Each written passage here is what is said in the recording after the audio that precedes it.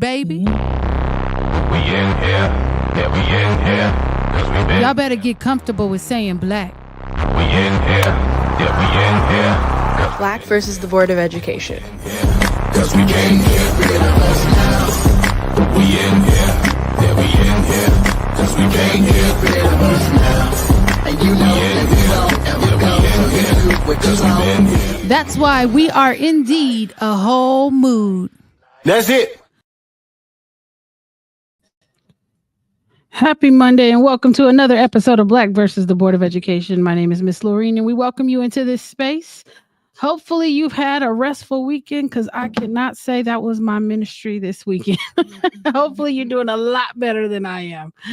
But it is all good. Today we're going to be talking about Black educators wanted/needed, breaking barriers to teaching. And in a short while, we'll be joined by Dr. Karina Figueroa Ramirez from the Sac State's College of Education. But before we get to that, we always love to let you know who's in the building. So why don't you go ahead and I'm going to go to Jazz right here. I don't know what you got going on. Hey y'all, it's Jazz back on the stream, coming to you real clean. Well, hey. And over there, something, he's telling you to turn it down, Tevin, because it's really loud. It's a little distracting. Okay, Guys. so go ahead and introduce yourself. They can't see you yet because the camera hasn't changed, but I know Tevin's going to fix that up. So go ahead and How y'all introduce yourself. doing? I'm Xavier. I'm one of the BBSN mentors. Well, welcome back. We haven't seen you in a little bit, but I'm glad you joined us today. Appreciate it. And over here, back for another episode. I didn't expect to see you today, but I'm so glad that we are looking at you. Go ahead and tell me, who are you? My name is Bryce, part of the BBSN group. I'm back again. Doing pretty good. Oh, fantastic. Welcome back. And sir, right next to you, I know you wanted him to introduce you all willy-nilly and stuff, but we going to let you introduce yourself.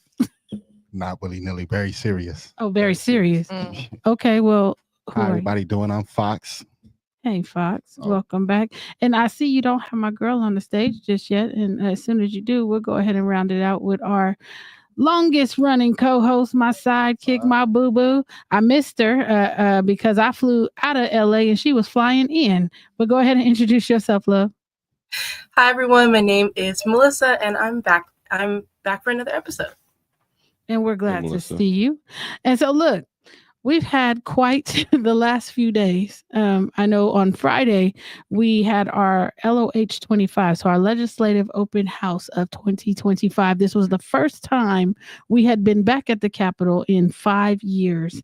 So I'm going to kick it to the team. I want to know, what are your thoughts? What did you see? What are you most proud of? Tell me something good. Come on, Jazz. Wow, LOH was the amount of planning and behind the scenes that it took to pull this whole thing off, and down to the details of who's going where and who's taking what and like color coding the folders. Like it was just so intricate, like down to the littlest things. And so for it to come through the way that it did and have the turnout and outcome that the way that it did, it was just really a beautiful thing to see. And like, yeah, we BYOP. Y'all knew what we was. Like, stop acting like you don't know. Xavier, tell me something. What did you see? What are you most proud of? Just a lot of hands on deck. Yeah. And inevitably, we got it done. Yeah, just a lot of time, hard work put into it. Crunched down in a small period of time, but we got it done. Well, I mean, I hear y'all talking about the team, but what about the kids? Like, what was up with the kids? How did y'all feel about what we saw? I feel like, well, this is my first LOH for myself. I've only been here for a few months at BYLP, but from what I've seen, the kids were more mature than I expected. It was middle schoolers and high schoolers, predominantly high schoolers, but they were fairly mature. That's what's up. Yeah, more than I was expecting.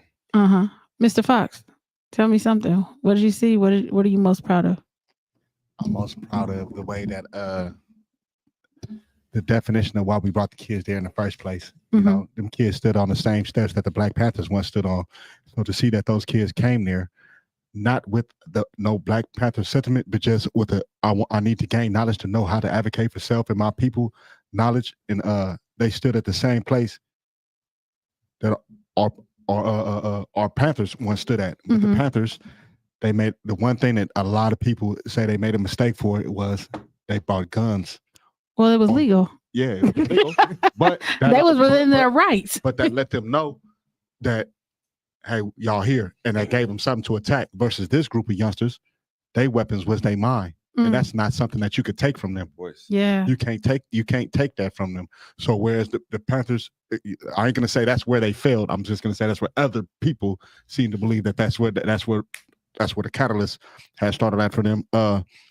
These babies were standing up there, man, and they was happy, they was proud, and they was asking the right questions, and they was well on their way to being rubbing shoulders and making connections with people of the same level of knowledge to advocate for themselves, to advocate for others, to learn what the legislative measure was about, to learn who they need to talk to learn who they local government is, their local senate is. And I even heard some of them actually said that they have already been participating off and going to school board meetings, and they was soaking up the knowledge. It was a beautiful thing to see that, not just that we was able to get the people there, but the people wasted no time. They didn't waste the time or the moment of what they was there for. Yeah. I mean, for sure. But I have to tell y'all something, because I noticed something about this particular legislative open house. This was the first time we had a large contingent of students from Twin Rivers Unified School District. So I want to shout out their superintendent, Steve Martinez, who I texted him and I said, hey, I need you to send us some kids. And he sent 2 buses. So shout out to Twin Rivers Unified for getting the kids there, because I think that we were able to light some sparks. I saw certain things that generally a lot of kids, when they come to the Capitol, and a lot of them haven't been there before, they tend to shrink. But these babies stood on business.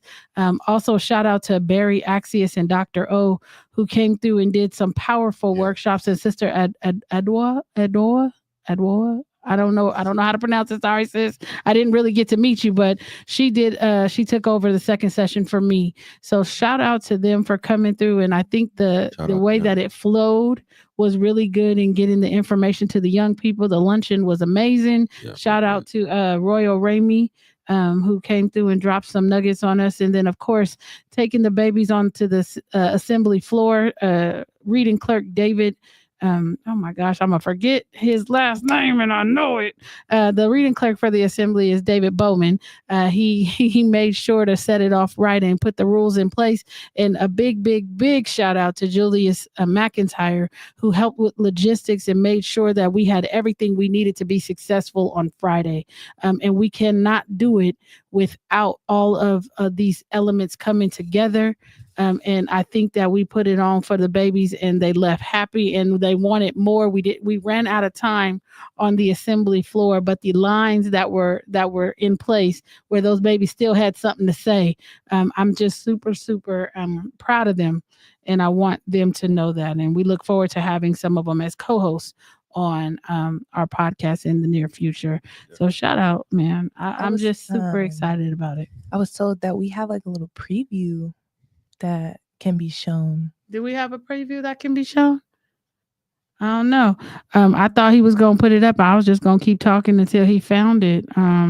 But shout out to our media team who was in the building, and they made sure to capture the moment. So we're gonna let this play real quick, and we'll be right back.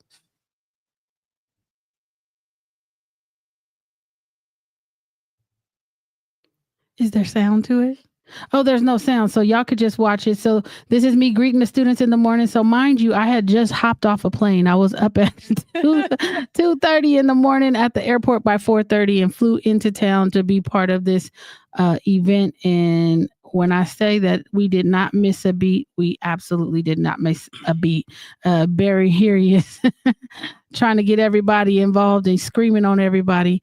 But that's the bros. That's his personality. And so we're very, very thankful for everybody who contributed to the success of this year's event. And I cannot wait till next year, because we're going to have more time to plan, and we're going to get more students in the building, because I'm never happy unless we have maximum amount of students that we can host. So that is my goal next time.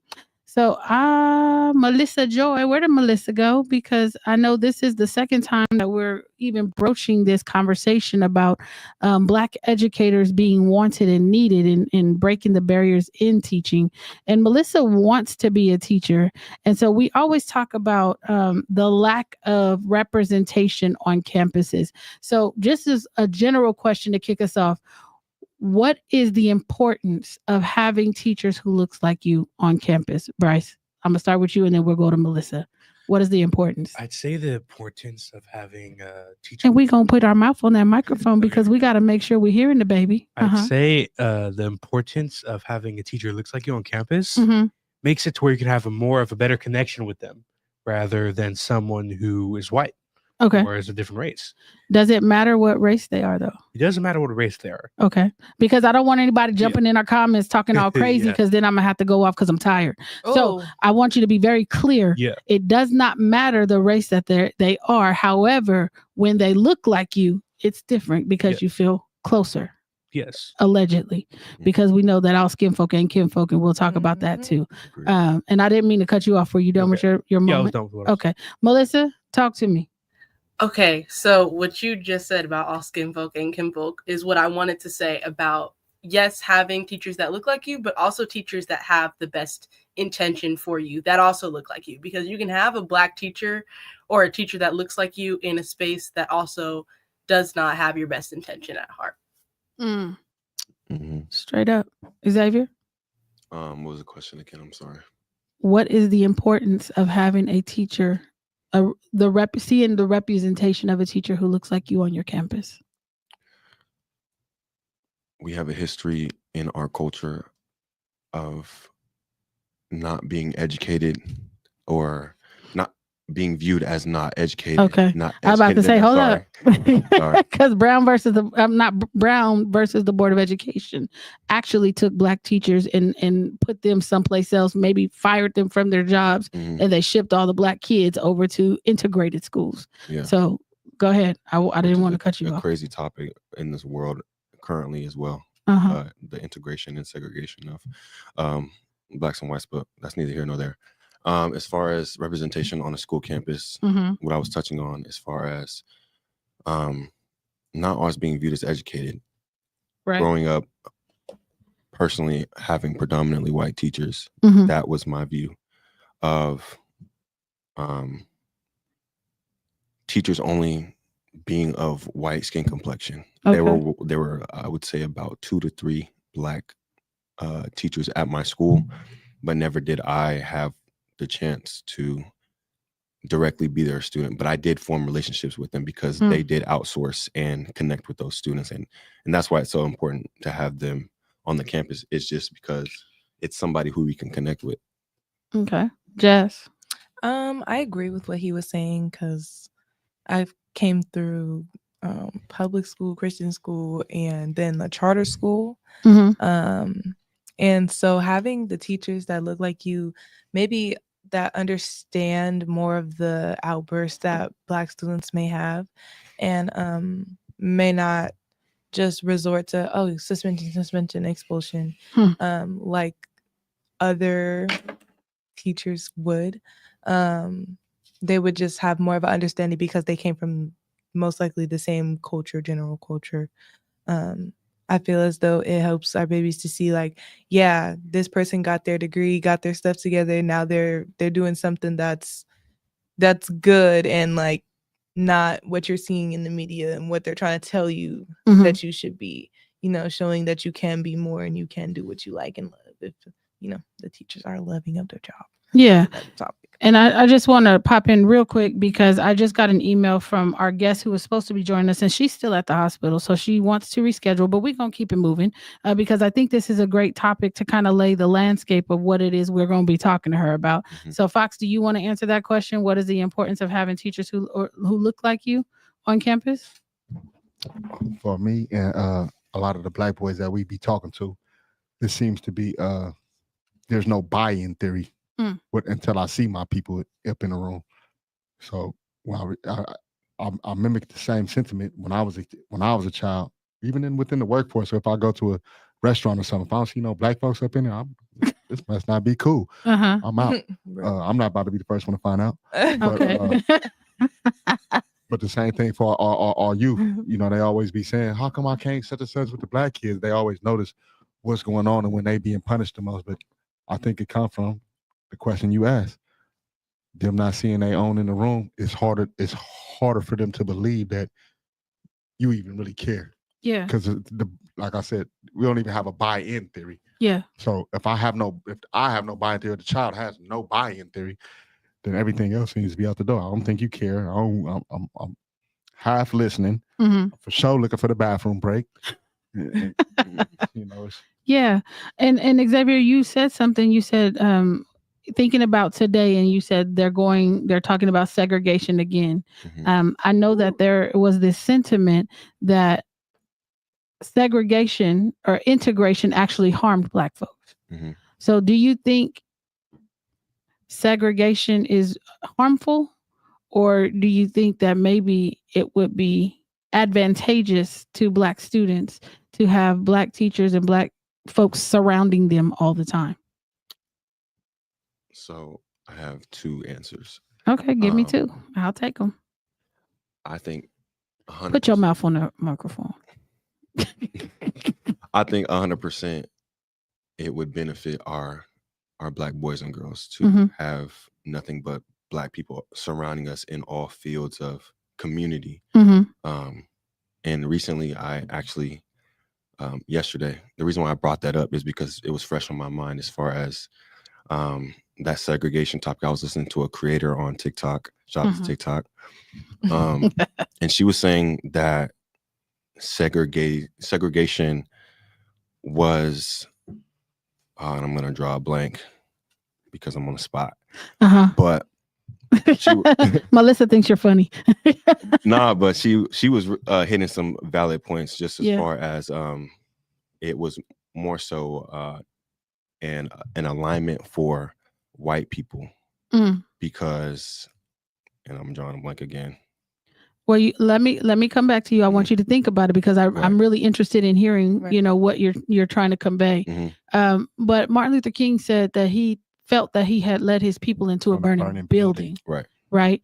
And so, Melissa, is it advantageous for our children to be surrounded by folks who look like them in the educational space? Because I remember when folks had Black teachers or Black male teachers specifically, they said they do better.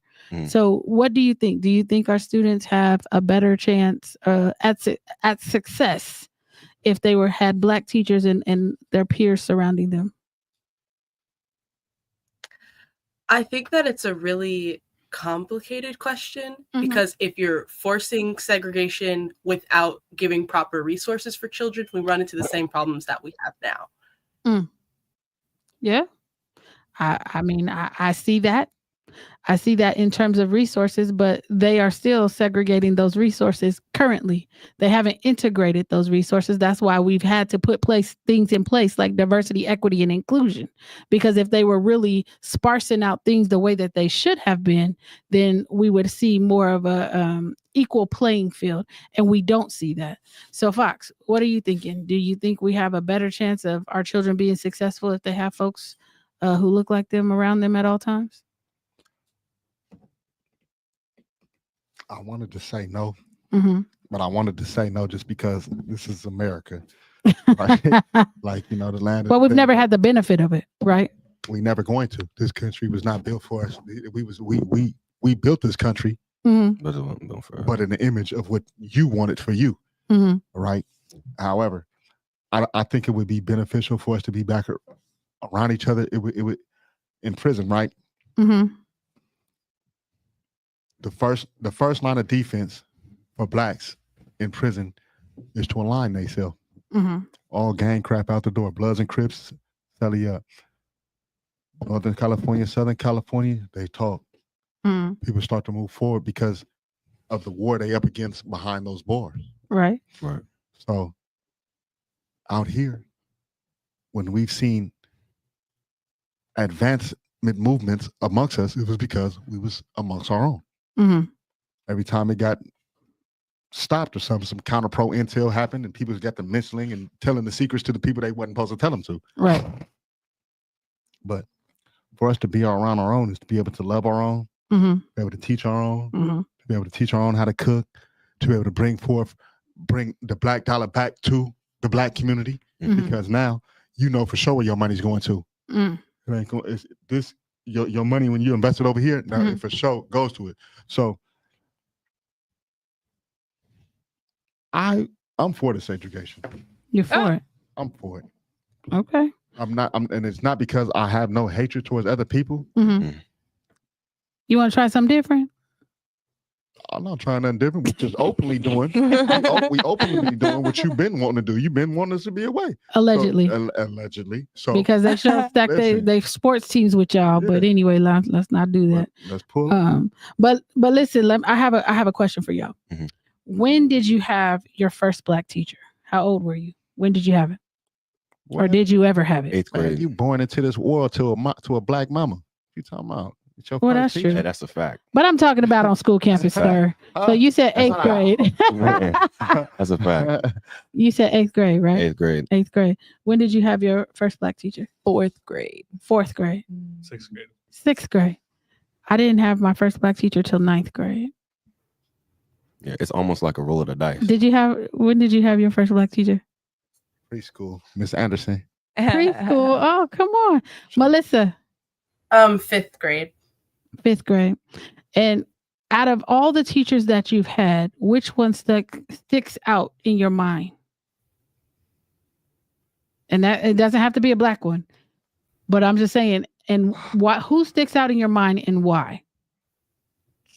Who stick out of my mind and why? Yeah. I'm gonna have to say Jesus, man. Wait, no, I'm talking about on school campuses, sir. Man, he be with me there. If it wasn't for Jesus, I might not have made it through. Okay. Bryce, who sticks out in your mind and why? I'd have to say my I think it was 4th grade teacher. Name? Mr. Coffee. Mr. Coffee. Why did Mr. Coffee stick out to you?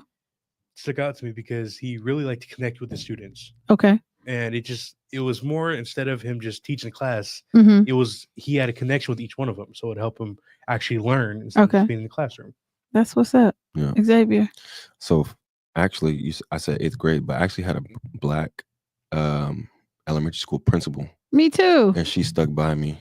And she tried to, she worked with me a lot because I was a troublemaker before I became. No, you know what I'm saying? not Well, you. Not really a troublemaker, just Who told you were a troublemaker? exactly. Okay. Yeah, so I actually, now that we're on the topic of education, my kindergarten teacher called me a Negro during teaching colors. When I referred to myself as brown, she said, "No, you're a Negro," in front of the whole class. And so, What's wrong with being called a Negro? by your teacher in front of the class. Well, she I probably just was feels looking like at the crayon where it said Negro, but you know. she was Caucasian. She didn't speak a lick of Spanish. You know what I'm I saying? don't speak Spanish either, but I Right. know what the crayon said. Right. But, yeah, it was just out of context. And Yeah. she also referred to me as immature on my In kindergarten? in kindergarten. On my Immature? behavior. You're supposed to be immature. Right. But yeah. Oh, Lord. But Well, the teacher that stuck out to me, I would say 8th grade, Mr. Malone. He was my science teacher. Science teacher. And And- why did Mr. Malone stick out? I would say he stuck out because he was my first male, no, not first male, just first black male teacher. And you know, there's I feel like we're on the topic Mm-hmm. for a reason, and it's because there's a different type of connectivity that you have with a black individual, period, Okay. let alone a teacher. Because It's like this unspoken thing, right? It's The completely head, like the head nod when you see him. Exactly. Yeah. Okay. Yeah. Melissa, talk to me. Who's your teacher and who sticks out and why? Okay, so on the topic of talking about black male teachers, I remember that in 3rd grade, I had a chess teacher, and he was black. He was my first black male teacher as well. And I think the only one I've ever had, like up until going to college. And he really stood out because like chess isn't really, at least isn't really seen as a sport, or I mean a game that like black people know how to play. At least in some of the settings that I've been in.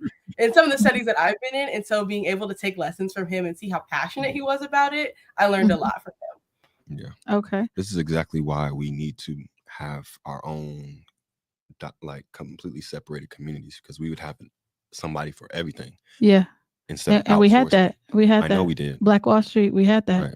Right. I don't know present day, where we can find all that. But we did have that, and every time we made moves to have something of our own, it was destroyed by that white mob mentality. And so we have to figure out how we get back to that. So Jazz, who your teacher and who sticks out and why? Technically, my 4th grade Black teacher sticks out, but it was only because she was Black. But she was also like, it's so like, but like when I say, so look, no, so it's like, it was my first Black teacher. I was like, and she's a Black woman.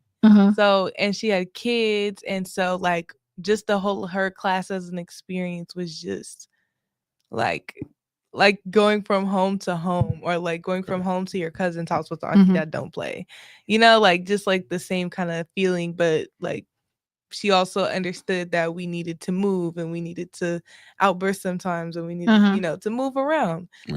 So like I said, like just instead of, oh, go to the office, like it was more so, okay, come sit down over here and let's separate, because y'all just having too much energy feeding off each other. Like she understood what needed to be done instead of getting afraid and calling security and, whole other thing and a half. Okay. But also shout out Mr. Dinacore, Laguna Creek High School, because Mr. Dinacore? Yes, he was the teacher that got me through Laguna when I should have called you, but instead I just moved schools. Oh, There's a lot going on. Okay. But yeah, shout out Mr. Dinacore, because he helped me through all that since my freshman year. That's what's up. One of my favorite teachers, I call her Miss Giles. I know she's been married for some 20 odd years now, but she's still on my Facebook page. And every time her birthday comes around, I tell her happy birthday, Miss Giles. She was my 9th grade math teacher. And I've never had another Black math teacher since her. And she would, I don't know, it was something about her. She had this long hair, and she used to wear this eyeliner, and she was just always in my mind, always regal. And it was something that she possessed that I'm like, man, I'm gonna grow up to be like her, you know what I mean? And she would take me home. We would have these conversations. I went through this. Take you home? Oh yeah, we were really close. She was also she was like an advisor for this rites of passage group that we did called Images. And it was just, how do you see yourself as a Black girl? And so we were very, very close. We did a lot of things. We went to a lot of conferences, not just she and I, but the group of girls and this one teacher. And that was the first time, I think, that I've had community outside, because my mama didn't let me spend the night nowhere. But I spent the night I spent the night at this lady's house with this group of girls, right? And we met Mae Jameson, the astronaut, and we went to this conference called Images, and it was all these Black women, and the AKAs came through, and I just knew I was gonna pledge AKA. And then they told me what they was gonna do, and I told them, bros, if you hit me, I'm hitting you back. And I didn't end up pledging, but I just wanted to let y'all know that looking at her, I wanted to be an AK for a moment. It never materialized, but I just wanted to share that. So do you guys think that Black teachers have more patience? I know, I always say a lot. Yeah. Do you think they have more patience to deal with the issues that children are dealing with? Not just all children, but Black children specifically. Do you think they have more patience to deal with that? I don't know if patience is the word. Huh? They being Black teachers? Yeah. And that's what I'm talking about. Okay. Yeah. I would say, I don't know if the word is patience. I think it's just more so understanding, because like we know, but as say, if I was a Black educator, you're a community educator. Right. You're absolutely right. I have nieces and little cousins and nephews, and they come all shapes, sizes, personalities, quiet, loud, ADHD tendencies, but completely normal kid, you know what I'm saying? So when you come into a classroom and you see those things, it's not out of the ordinary. It's not nothing you've never seen before. But when there's a Black educator who comes from this little community or town or community, and they romanticize themselves as a teacher, but what that looks like in their head is completely different from what it actually materializes to be. And you have all these Black kids with, like I'm saying, like all these different things. You've never seen these things before, so it's different. You know what I'm saying? Okay. And maybe they don't have the capabilities or the patience. I would say it's patience or empathy to cater to a child, teach them things that aren't in the book. You know what I'm saying? Gotcha. What book? Melissa, The books that they're using to the books educate they're the kids. using Yeah. in the classrooms, girl. I was like, they made a parenting book for Black kids. No. That's Oh Lord, yeah. Melissa, do Black teachers have more patience to deal with the unique personalities and learning styles of Black children? Fox, what you think? Because I think Melissa. Oh, there you are. Come on, girl. Okay, sorry. I think that they definitely can, based off of like it was said, some of the experiences that they have within their families. But I think it does really take that patience aspect, because you can have white teachers that completely understand that this is a Black student who's going to come from whatever background possible and stereotype them and have their underlying biases and still treat them differently and not treat them the same as everyone or try and meet their needs. So I think there is definitely another level of patience that comes with the understanding, the empathizing, and really almost putting yourself in that child's shoes and trying to kind of cater to that student. But I think it just depends on the person, because Black people aren't a monolith. Black teachers aren't a monolith. So I think it really just depends on the person. Yes, What does ma'am. monolith mean again? I'm sorry. We're not all the same. Okay. Right. Shout out to Miss Tawana in the chat. She said, in 4th grade, Miss Knight was my favorite teacher. She was Black genius and the first person who ever truly spoke life into me, saw me as brilliant and capable of anything. I will never forget her. And then Miss Brittany Walker popped into the chat. She said it varies, and I'm thinking she's trying to answer my current question, which is if Black teachers have more patience to deal with the unique challenges or unique personalities of Black kids. Fox, what do you think? I think that they just we just speak the same language. That's all. Mm-hmm. I don't know if it's necessarily. It could be more patience, but then again, it's like it's a saying in our community culturally. You know what I mean?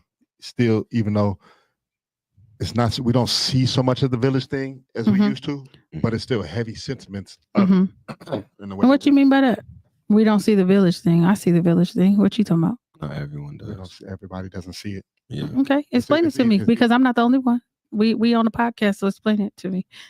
The village is where, each one teach one within our culture. Okay, it's not my kid, but that's still my nephew. That's my little bro. That's my little cousin. That's somebody. Mm-hmm. He may not be mine, but he a part of my community. Yeah. So when I see him cry, I'm hey, what's going on? You know what I mean? Mm-hmm. I'm not so amped to punish him, because again, I speak the same language. I can look at a little boy that he ain't my little boy, but I can tell, look at him, he fake crying. You know what I mean? Me and Xavier, we be in the room and the boys come in and be, look, he only up in here because he wants some chips. We call him out and keep it moving, and then they run their little game on us, try to get some chips, and then we tell them no, because you ain't earned them yet. You know what I mean? And they leave out the door not crying, the same way they would if a different culture would say something to them, because we're not saying it to them in a mean way. I can raise you've heard me, I've heard you, we raise our voice to get our point across sometimes to these kids, but they know that it ain't because we don't care. They be like, all right, Xavier, it's like that, and then they bounce. Right. So I agree with Xavier. I don't think it's more patience we have. We just speak the same language. Maybe I'm just talking about certain people then. What do you think, Bryce? I'd have to agree with Xavier and Mr. Fox. They basically got my point across, what I was going to say. Okay. And your point was? Like, it's not really, it really is depending on the perspective and the culture, because some cultures may think or label us as troublemakers because we may have extra energy, or we may be want to move around or do some other stuff in class, when we just need to be understood by our own culture and not just sent up to the office or not really understood. So I understand what you're saying. You said that our own culture, we need to be understood by our own culture, but our own culture does not make up the majority of the teaching force. So when I'm asking us questions, of course it's by design. Because what I've learned and what I've noticed, there are Black teachers on these campuses who can't be authentically Black for fear of being seen as unprofessional. not just unprofessional, but biased towards Black students when the other cultures can be biased against Black students. Right. You don't want to be seen as somebody who favors Black children, although they favor the children that look like them. And so I just think that a lot of times we're looking. Why is that in our community? It's frowned upon, and it takes place today because you don't. In our community, be specific. What we talking about? In our community, as far as being outwardly Black, it's like. Oh, because it's not palatable, baby. It's not palatable, and it's not it's not cute, right? Yeah. Again, there are certain people like you guys have the benefit of actually working here. Yeah. Right. If you worked someplace else and you tried to come in and be authentically you, they would try to temper that because that's not palatable for everybody. Right. Right. And so when I look at the things that are going on around school campuses, quite frankly, some of the Black folks that I come into contact with are highly problematic because they don't want to be seen as being too lenient on Black children. So what they end up doing is using them as an example for everybody else who may come behind them. And there's not a lot of patience. There's not a lot of empathy for a lot of them because they don't want to be seen as discriminatory. Mm-hmm. Now, when I first started here, they called me discriminatory, right? And so you can get upset about that or you can phrase it in a different way. So what I said was, well, if I had an issue with my heart, would I go to a foot doctor? Mm-hmm. I'm going to go to somebody who can actually help me with my issue, right? And so if you're expecting me, and they only do this with Black nonprofits, I'm assuming, because I've never heard them tell any other group, whether it be the Asian Chamber of Commerce, the Latino Chamber of Commerce, or however, the Hispanic Chamber of Commerce, whatever the actual demographic marker is. I don't believe that they have to deal with or contend with some of the things that Black folks have to contend with to be in this space to provide a service specifically for our people. It's real. They want us to serve everybody. And the thing is, I don't have a problem serving everybody, but I'm be specific about who I came here to serve. And if everybody else needs to be served at the same time, I'm going to take care of them first, and then we come see about you. Right. And there's nothing wrong with that. Yeah. But they would like to phrase it that it's something wrong with you being specific about your people. Well, why are you going after Black kids? Duh, I'm Black. Duh. Mm-hmm. Like, in case you needed to know, that's why I do it. You have your own advocates. Tell them, come see about you. Now, I realize that everybody doesn't do it like we do it. Mm-hmm. You want over here? Come on over. But I refuse to capitulate to somebody who doesn't do what I do and don't know how to do what I do and don't even read their own data to then interpret it correctly to change the way they do it before they have to come in and sit at the table with me. I'm not going to negotiate with anybody, especially not terrorists. We're not doing it. So when you're thinking about our babies, right? We saw a whole bunch of babies this weekend, especially on Friday, because I know we were at Sac State on Saturday. But on Friday, we saw a bunch of kids, but we also saw some non-Black kids. A bunch of them. And I would posit that they probably wouldn't say that they were treated any different. I think we loved everybody at the same rate, at the same time. We fed everybody. We hung out with everybody.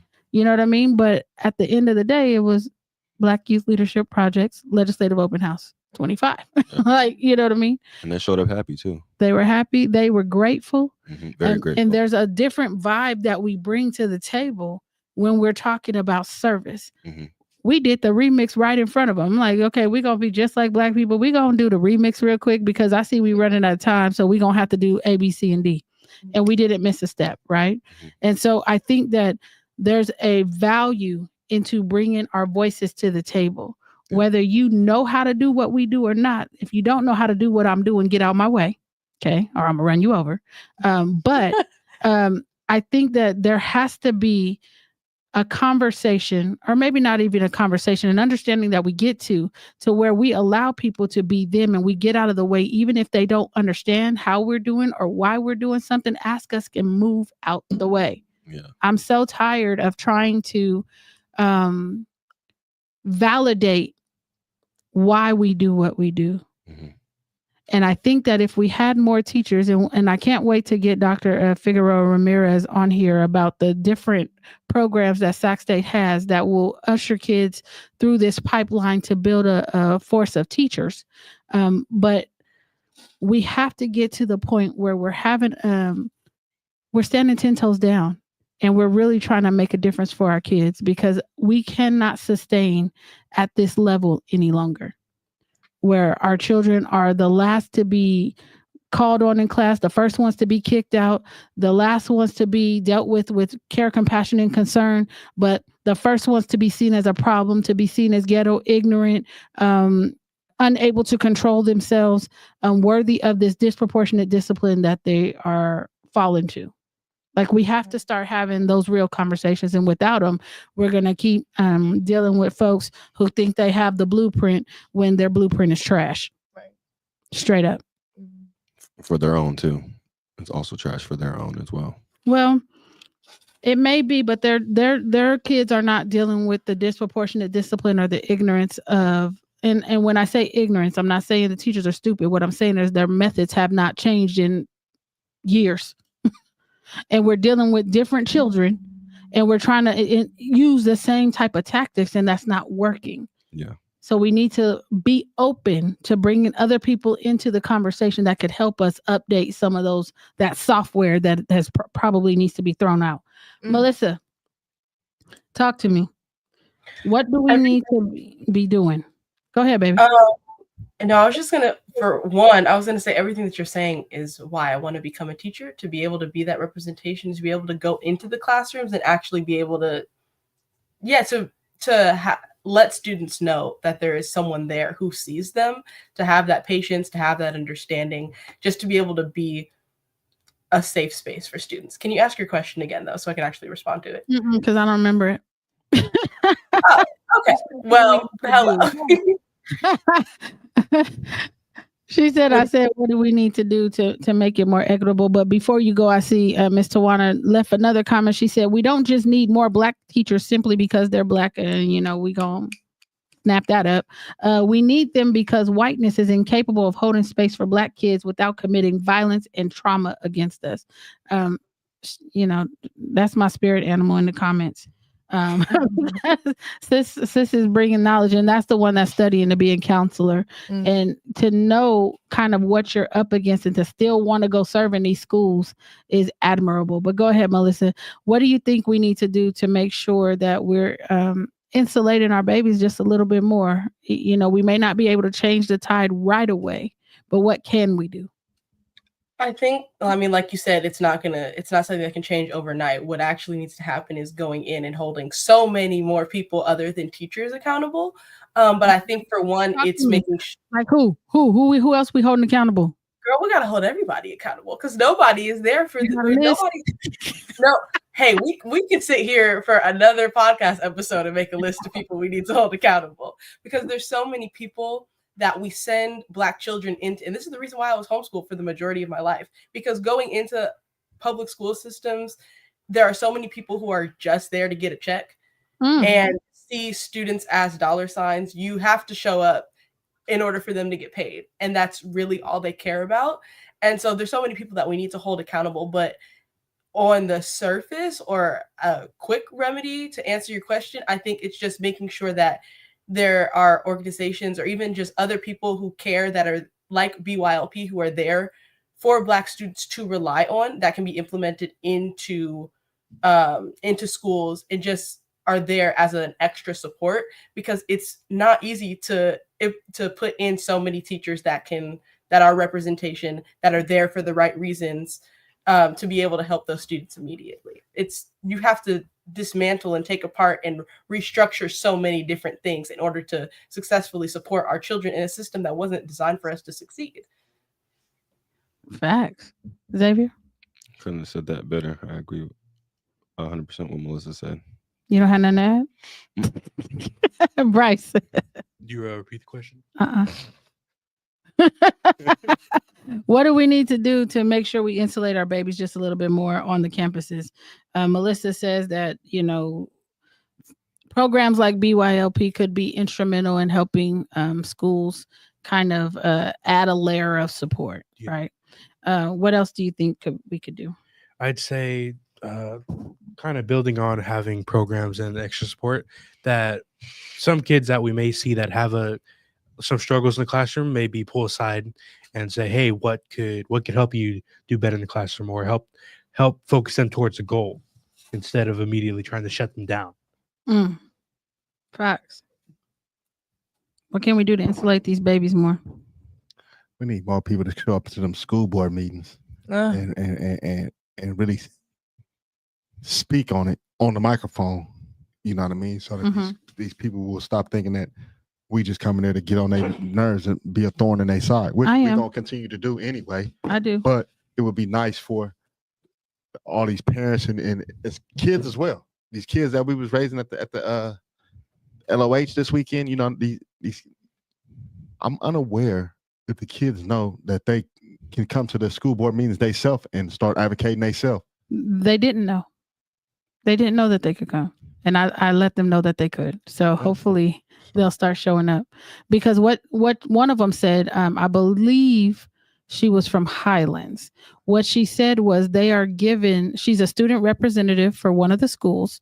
She says that they are given kind of a framework of things that they can talk about.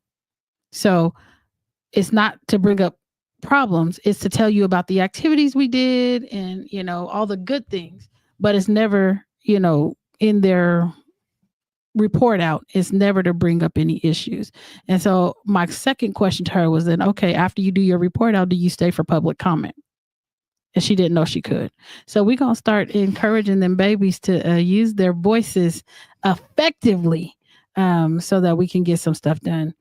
But you know what? We're going to end a little early today because we started a little late. We were waiting for our guest, but she is going to reschedule with us. So with that, we're going to hit you. We're definitely going to see her next time because we want her to take care of herself. And our thoughts with our medical. Absolutely. We want her to take care of herself, but we will reschedule this episode. We're going to end it a little bit early. We're going to hit y'all with a peace sign. We'll see you soon.